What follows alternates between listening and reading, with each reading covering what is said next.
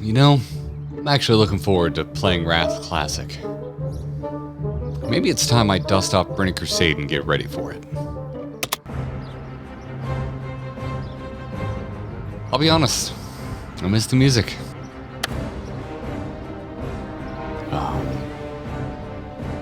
Oh God. My initial response to that, I mean, I laughed. It was so bizarre and so grotesque that I could only laugh.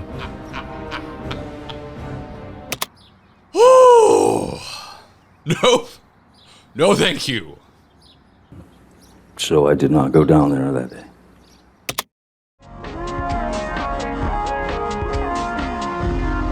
Well, Kyle, we're finally present for our first big community drama. How exciting. Is it? Is it exciting?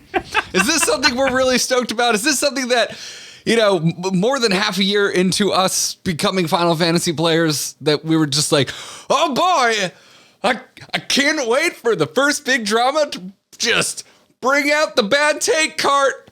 Bring out your bad takes. The best thing about this is the PC players are fueling this dumpster fire. The console players, which makes up about 30 to 40% of all Final Fantasy players, are just watching from the sidelines, enjoying the show. I think it's all in fun spirit. I've seen some of you console players just throwing stones. Be like, there's no need for an add-on ever. Just like throwing those stones. Just like I get it. You can't use them. It makes sense. I'm gonna get myself in trouble in the first 5 seconds of this video. If you missed it, AORT is losing its mind. It's all a buzz with pro and anti add-on takes. I feel like I don't need to explain what's going on, but on the off chance that you're watching this and you haven't heard why everyone in Final Fantasy XIV is losing their minds on the subject of add-ons, well, let's bring you up to speed. Also, disclaimer, we won't be saying the name of any add-ons that are available or not available in Final Fantasy XIV. For that would be advertising the illegal mods that exist. Yes, even though some of them aren't that big of a deal, but we'll get to that. What's going on? Why is everybody mad? Well, we got Race to World first for the, new Final Fantasy XIV. Was it the Ultimate? The Dragon Song Reprise Ultimate. The hardest content ever made for Final Fantasy XIV.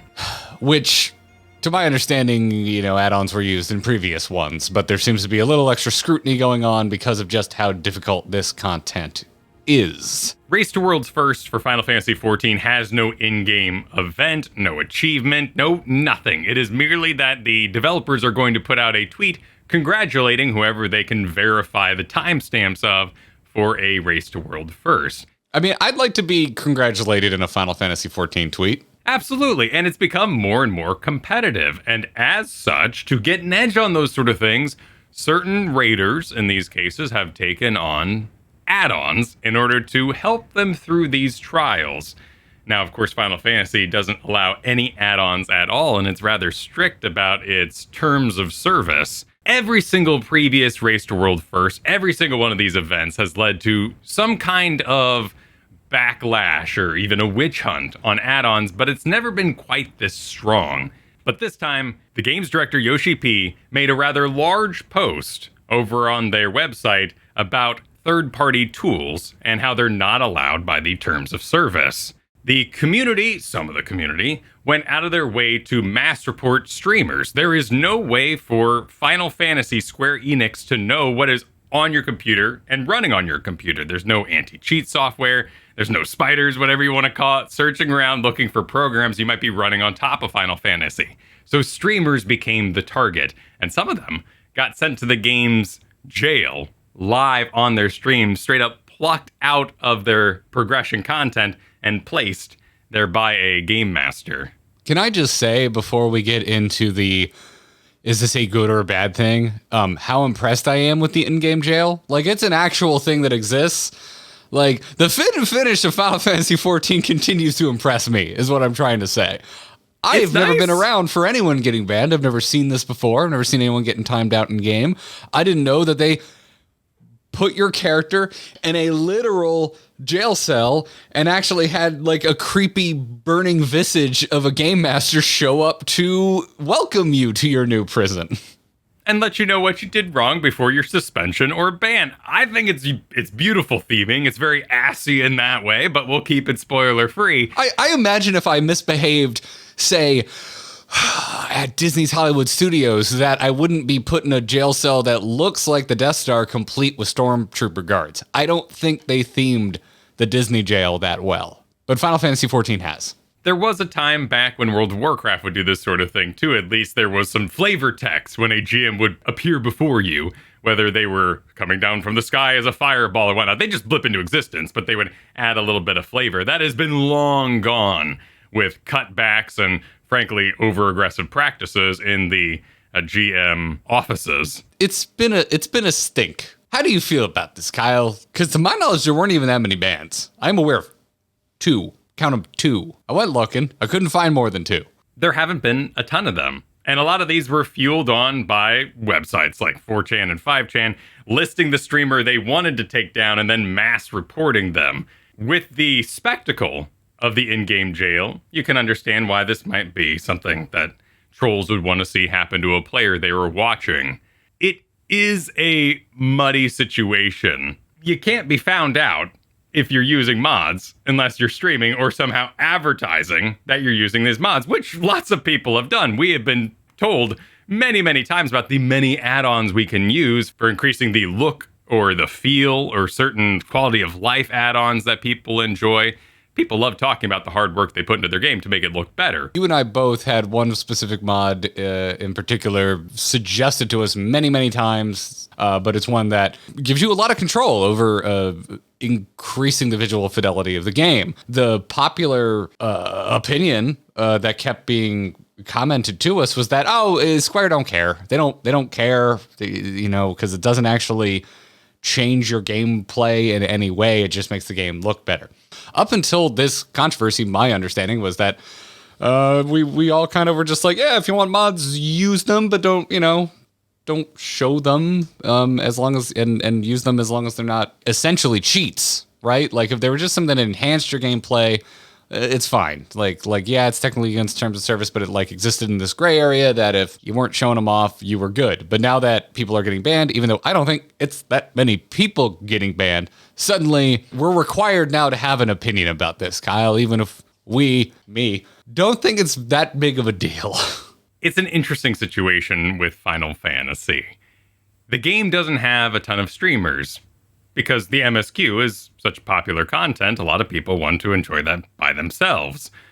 Raiding in Final Fantasy means there is no PTR.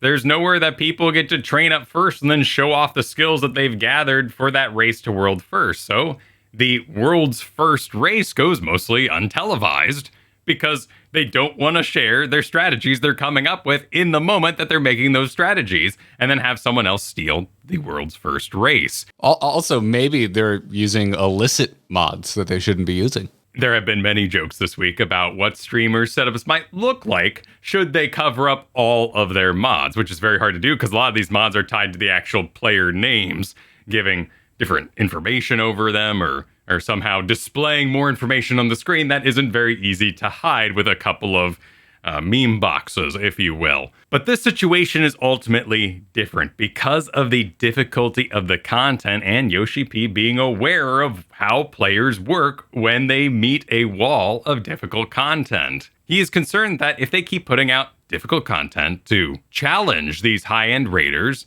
that there will be excessive competition and basically an arms race with the game with add-ons, which will cause the very situation we now have in World of Warcraft. Ultimately, what they're after is tools that allow content to be completed easier, modification of UI that displays additional information that would somehow give you an edge, packet spoofing tools, or any actions or public statements that promote third-party tools. And of course, if you are clearing worlds first with a mod, naturally, that is a sort of advertisement that this is a useful tool that the community may want to have. But there's something else on top of this, and it's something they haven't really addressed. Final Fantasy is trying to build a PvP scene, For the first time ever, they've gotten a little bit of ground there. And these tools are being used in that environment. In particular, auto-target tools that allow you to target low health players in your area and those sort of things that are actually just plain cheats when you get involved in PvP. So you have several sides being taken on this issue. The mod users believe that they are improving quality of life and that Square Enix should be pressured to make their HUD better, to display more information. And in the past, as recently as 6.1, there have been mods that have been integrated into the game, such as the little tiny checkbox next to items you already own. That was a mod. Now it's in-game. So if they go through and ban or suspend an account for using a mod that's quality of life and then later integrate that mod into the game, what was the point of your ban? That's one of the huge arguments that the mod user have. And frankly, it's decent. Unless that ban would be repealed at that time, you sitting in forever jail isn't really a good idea there. But neither is using illegal mods in order to pressure the company to do better. I think if you got banned for something that eventually becomes part of the game, that's a feels bad. And that's where I see a line of where it's like it's more on Square in my mind. Like maybe they need to, their language about this is like when we hear directly from the devs, when we hear directly from Yoshi P, it's pretty human, which I like, right? Like it's kind of like, listen, I don't know, I can't tell what's on your computer, so don't give me a reason to have to ban you, essentially. But if they're gonna have that conversation, we're gonna actually talk to us like humans, why not actually have to, like, I don't know, have people within Square, have people whose jobs it is to review the report and see if it's really a bannable offense, as opposed to just being like, well, you got mods. Maybe it's a chat bubble, which doesn't actually enhance your gameplay in any way, but we're going to ban you instead. And right now, Square is forced in that position of defending their terms of service. So they're going to be rather extreme. And of course, these are mass reports being made, and they're going to act swiftly during this time when they want to be seen acting swiftly. Which we know that Final Fantasy in general is, in terms of an MMO, a very well moderated game. That doesn't mean there's not room for improvement. Everybody would love more interaction with real human beings rather than robots, but there is a lot of moderation in this game, and I found it very appealing when I moved over.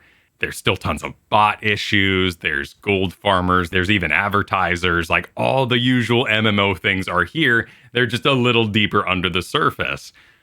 But ultimately, mods cannot be used on consoles.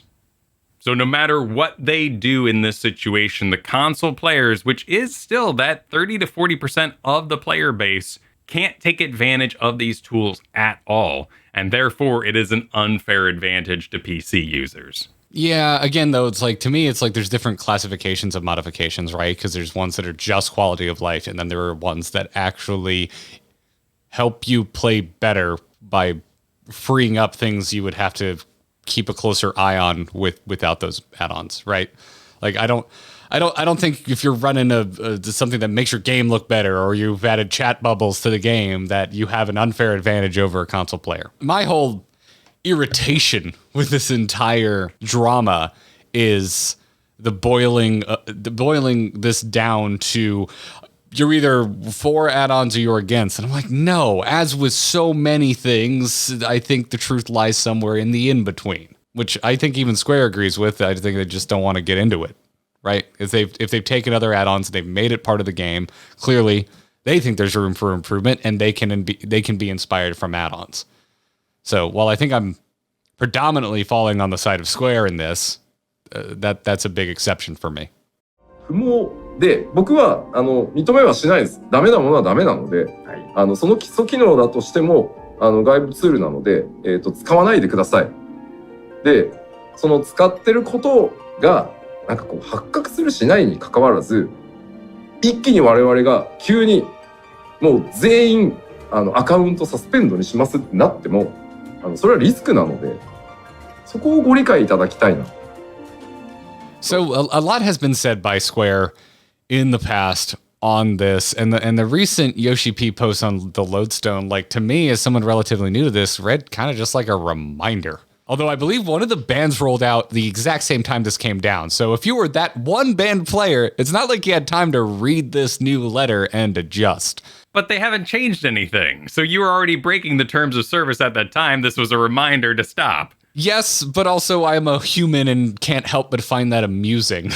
Like, what's the point of this? Why not just post, like, have the Twitter post the "Don't make me tap the sign again" meme? Like, if you're going to go through the effort of this big, well-written letter, banning someone, like, simultaneously who doesn't even have time to read that new letter and go, oh, shit, right, yeah, crap, okay, so they are paying attention. Because at the end of the day, I think that's really what this was to me. It's hard for me to read into it any other way, other than I see this a little bit, like posting a new letter to Lodestone a little bit as Square going, yeah, okay, so y'all think we're being lenient. Just want to remind you, if things come to a head, we're going to have to start taking action.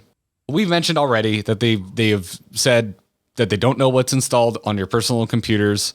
I went back and watched the video from the live letter from 2020, which was, long before I started playing.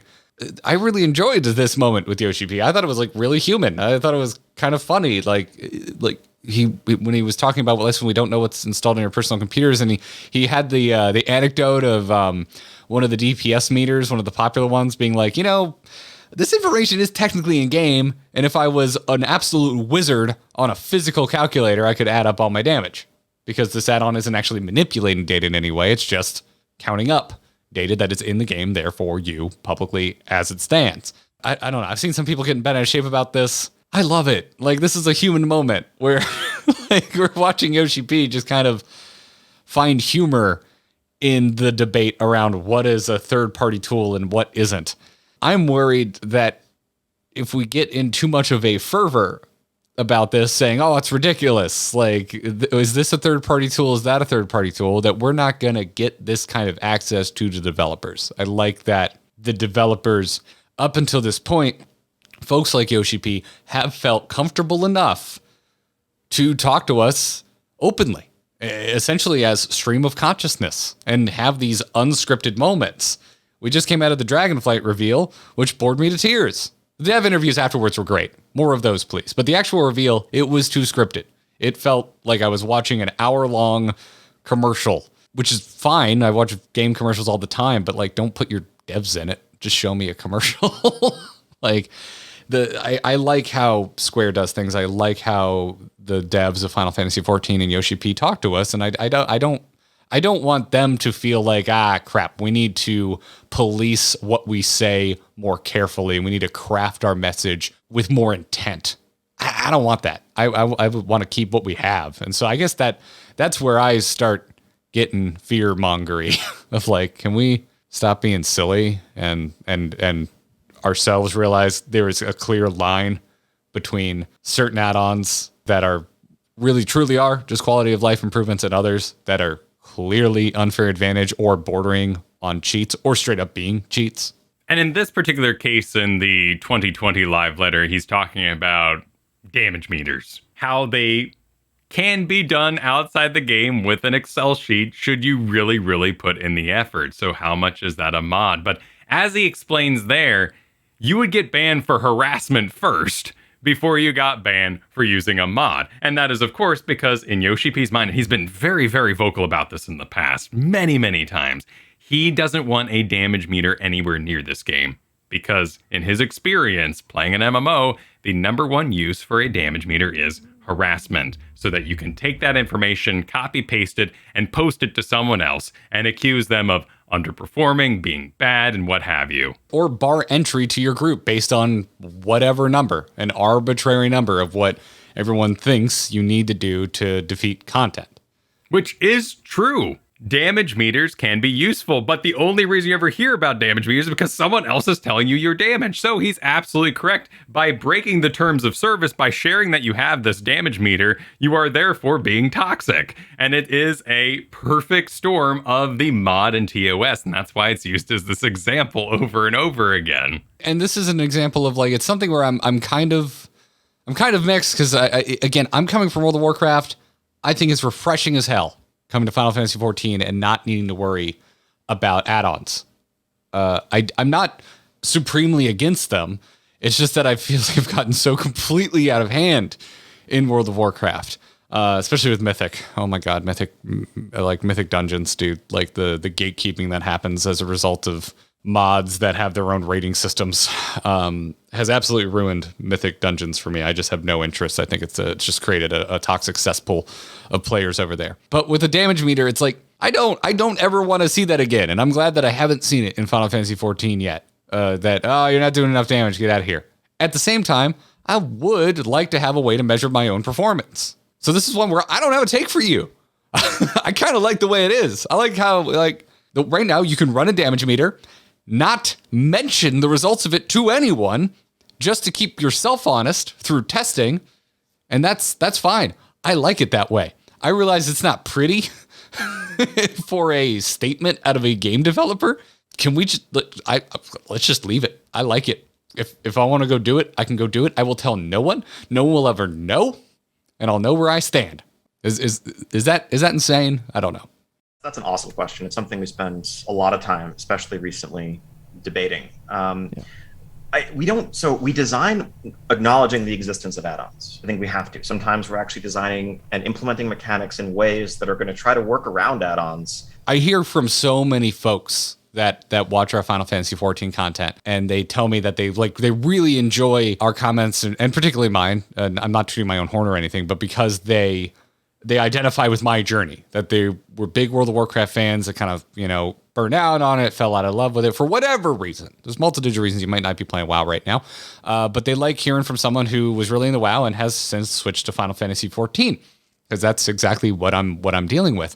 However, we've talked to even more of our audience, and the last time we ran a poll on one of our streams, 50% of the people watching live said they've never played WoW, which I find really fascinating. I just assume if you're an MMO player, you're an MMO player. Because back when I played Guild Wars 2, I felt like everyone I was grouping up with also played World of Warcraft, and the same was true of Star Wars: The Old Republic and Terra. Rest in peace. If you haven't played World of Warcraft, the simplest way I can describe it to you is add-ons are kind of felt like they are required, to speak generally. Over the years, I've really pared back how many add-ons I use.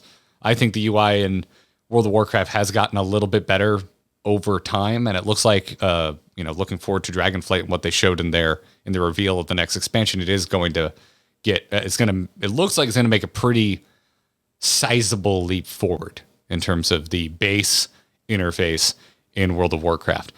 But Blizzard as a whole, World of Warcraft devs, they look at it so differently than Final Fantasy XIV. It is almost an opposite, and that's why I think it's so interesting in this conversation to look at what's happening over at Blizzard and with World of Warcraft. And very recently, these were interviews that were conducted to promote the upcoming Dragonflight expansion. Ian Hazakassis has said that they design encounters with add-ons in mind, that they see it as it's an inevitability. So it's not clear what the path forward is. I think we would have to do something restrict what add-on APIs can access, at least in raids and dungeons. Maybe try to offer more of the proc tracking, class mechanic stuff in our base UI, and maybe get to a place where we can design encounters from the ground up. It sounded like Hazakassis thinks maybe it's gone too far, which is certainly how I feel. Over in World of Warcraft, it's just becoming it's very easy for your screen to just become a mess of add-ons and information that kind of, I think, detract from the overall gameplay experience. Anyway, I guess my thought on the state of WoW and add-ons is that it looks like the devs over there agree that it's gone too far, and they think there's a middle ground, that they don't want you to feel like you have to go get add-ons to be competitive in their content. I'm curious how you feel, Kyle, because I'm lukewarm on Dragonflight. I don't think it looks particularly great, but I am looking forward to going back and revisiting Wrath of the Lich King. I have some anxiety. I don't want to go figure out add-ons again because I've gotten so used to not having to worry about them in Final Fantasy. The add-on situation in World of Warcraft is a problem, and the developers are noting that aloud now in their most recent release of their raid content. What you have in your Race to World First in World of Warcraft is programmers working in the background. These raiders are playing the game, facing down the content, while at the same time programmers are creating new add-ons to battle that content and hopefully get an edge on it. In particular, one boss was solved by an add-on, instantly making it a lot easier. World of Warcraft does not have universal indicators. The strategy isn't as defined per boss, and each boss might have visuals that are completely different from another. But you can use add-ons to reduce those down to noticeable and repeatable strategies, thereby countering the content and decreasing the time that that content is relevant, which is what we're seeing right now in Final Fantasy XIV. Their hardest content ever got solved very quickly, perhaps faster than they would have wanted it to. In the past, World of Warcraft has straight up banned certain add-ons from being used in the game, cut them off, and changed the code so that they no longer work, and making sure everyone knows that it is against their terms of service. But for the most part, it's free reign, and you can install any add-on you want to visually change your game, enhance your game, and some have taken over. So with them looking to redesign their HUD, hopefully they're going to address issues like that, allow players to actually play the game without these add-ons. But for now, they are required. And as we talked about earlier, there are guilds, raids, mythics, content that you will not be allowed in unless you have an add-on. And guess what? There's an add-on that detects other add-ons to make sure that other players have the add-on. Yes. Ain't it grand? So there's a huge barrier to entry there, which of course now in WoW's life is holding it back. You can't put the genie back in the bottle. It's been like this for so long that if today the WoW devs decided to just pull the big switch and say, that's it, add-ons are against the terms of service, we're going to ban with wanton, reckless abandon. If we see you using add-ons, it would be bedlam. People would be losing their minds. This is where I really look at both sides. Like there are add-ons of WoW I really like, and I'm totally fine with it. But for me, World of Warcraft goes too far in that it feels required. And in some cases, a lot of cases, it feels like socially in World of Warcraft, it is required. In Final Fantasy, the devs actually complete the content, which is a huge boon to this game. It is an amazing feat that this content is crafted and handcrafted in that way. If you're not familiar with World of Warcraft, what happens over there is they make content and then they crank it. They crank it high up so far that most developers aren't able to complete it, and it's up to the community to now solve this puzzle. Because of this arms race with add-ons, the devs can't guarantee they're having the same experience as the players. What do you want, Kyle? Ultimately, I love this universal experience we're having in Final Fantasy XIV, excluding those that are breaking the terms of service. When I talk about a raid I did at minimum eye level, no echo, and whatever these other attributes may be, you can sit there and go, oh yeah, I know what that means. I play Dungeons and Dragons. If you tell me you ran the Tomb of Annihilation, it means nothing to me because your at-home game is so drastically different than other people's at-home games. And so we get to have a community conversation. There is a standardization of the game that makes it a talking point that I enjoy so much. And frankly, I love working within the confines of the game. I love feeling like my UI can be beautiful and I can sleep at night because it can only go so far. I arranged it to my specifications using your tools, and that's as far as it can go. Like Dark Souls having a single difficulty, those limitations breed creativity, and I'm really happy in this environment. And just like Dark Souls, I'll be told I'm doing it wrong if I'm being creative sometimes. And sometimes it's going to be really jank because you're doing it inside the tools you were given. Like Dark Souls, sometimes you cheese a boss because you have to. There's always going to be headbutting with a strict system. But like the original Star Wars movies, limitations breed creativity, and sometimes it works out beautifully. I'm all for quality of life improvements. And in the real world, mods, add-ons, they're still going to get made regardless of what the terms of service say. And they're going to inspire improvements to the base game of Final Fantasy XIV. I don't see that as ever not being the case. My point is, some of the add-ons I've seen, especially ones that like completely nullify raid mechanics, they clearly go too far. I think it's really obvious when they go too far. Those are the kind of add-ons that I look at and go, yeah, you should probably get banned for using those. I'd like to see Square have some sort of council system where if like there is a report, they actually take a look at it and a human has to look at it and go, is this really Is this really upsetting our vision for the game? And if not, then just let them slide. And they said in the recent post that they intend to review the most prominent tools in order to discourage their use, but also to see if they need to make changes to their own game. And those that are making accessibility mods have said as much, that just take my code. Just take my code and put it in your game. That's all we want. That's not necessarily a villainous attitude for that. And if you're allowing more people to play your MMO and play it sanely, that's a wonderful thing. Of course, there's things I've already noticed that I would love to see upgrade in this way. The actual party bar doesn't have timers on it for the various buffs or heals over time.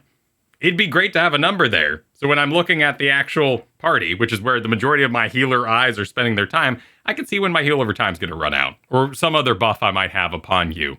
And there are currently in-game ways to get around the idea of damage meters. Like you can go to a target dummy and figure out your own DPS, or you can even set certain target dummies to trial you for certain content to see if you could beat the DPS meter and check in that particular boss encounter, which is a decent workaround. This is where people accuse newer Final Fantasy players of wanting to go back to World of Warcraft because they want damage meters. Final Fantasy is not a game really built around damage and gear checks like World of Warcraft is. It's fundamentally a different game, and because of the smaller party size of 8 people, you don't really need a damage meter to solve your problems. You're going to have a much more intimate group that you are going to be able to talk to, hopefully, sanely, like adults, and figure out your issue. And that issue is often standing in the wrong place and not doing the dance correctly. Very, very rarely from the raiders I've talked to in Final Fantasy is it ever a damage problem, which is where World of Warcraft brains go. I mean, if console players can clear it, then yeah. Let us know your thoughts. I am certain you have some. That's what the comment sections are for. And as always, please be sure to like, subscribe, and ring the notification bell to get all the latest uploads from Kyle and me. We have new uploads every Wednesday morning, and we live stream our MSQ as well as other things every Monday and Thursday evenings, and we'll be adding Wednesdays to this very soon. Other than that, if you want to get in touch with us personally, I'm on Twitter at Garrett Art, and Kyle is at Kyle Ferguson on Twitter. Until next time, GG.